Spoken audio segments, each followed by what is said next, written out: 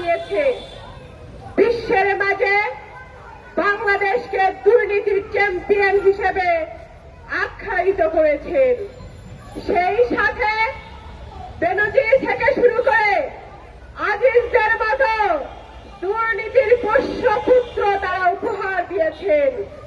আজকে তাদেরকে সংসদে রেখে অবৈধ প্রধানমন্ত্রী, অবৈধ মন্ত্রী পরিষদ, অবৈধ সংসদে বসে যে অবৈধ তারা বাজেট ঘোষণা করেছে, এই বাজেট জনবান্ধব বাজেট নয়। এই বাজেট হচ্ছে লুটেরা বাজেট।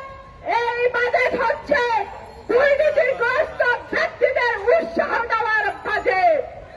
আজকে খেতে খাওয়া মানুষ, প্রান্তিক চাষি, আজকে রিকশাওয়ালা পর্যন্ত দুমুঠো ভাত মুখে দিতে পারে না। সেখানে তারা বিদ্যুতের দাম বাড়িয়েছে, সেখানে তারা তেলের দাম বাড়িয়েছে, নিত্য পণ্য দ্রব্যের মূল্য তারা ঊর্ধ্বগতি থেকে আরো ঊর্ধ্বগতিতে তারা পৌঁছে দিয়েছেন। আজকে সাধারণ মানুষ সামান্য মোবাইলে কথা বলবে, মোবাইলের কাজ কি পচনশীল সেটি কেন মোবাইল কোম্পানির অপারেটররা 3 দিন 24 ঘন্টা মেয়াদ দিবে সেটি দেখার কেউ নেই। আজকে হাজার হাজার কোটি কোটি টাকা সেই ব্রিটিশদের মতো, ব্রিটিশরা যেমন নীলকর চাষিদের উপরে পিঠের উপরে আঘাতে আঘাতে রক্তাক্ত করে তারা সেখান থেকে টাকা নিত, ঠিক তেমনি নীলকর কোম্পানির মতো ব্রিটিশদের মতো ফিল্ম কোম্পানিগুলো জনগণের কাছ থেকে টাকা লোপাট করে নিয়ে যাচ্ছে।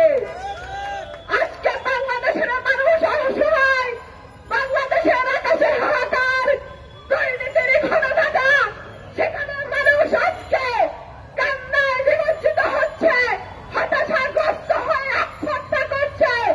বাংলাদেশের মানুষ স্বাধীনতা 53 বছর পর কেন অভিভাবক চিন্তায় ভুগবে? এর জবাব আমাদের সরকারকে দিতে হবে। আপনারা পরপর 3 বারের দিনের ভোট রাতে করে যেভাবে করে আপনারা সংসদে এসেছেন, আপনারা একটা কথা জেনে রাখুন, যদি একবার আপনারা ক্ষমতার মসনদ থেকে নেমে যান, আগামী 200 বছরের ক্ষমতা চোখে দেখবেন না।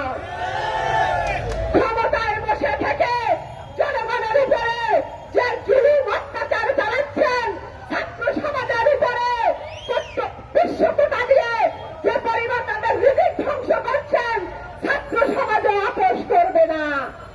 পরিশেষে একটি কথা বলতে চাই, বেনজিরদের ইন্টারপোলের মাধ্যমে বাংলাদেশে এনে জনসম্মুখে জনতার মঞ্চে দাঁড়িয়ে তাদেরকে ফাঁসির আদেশ কার্যকর করতে হবে।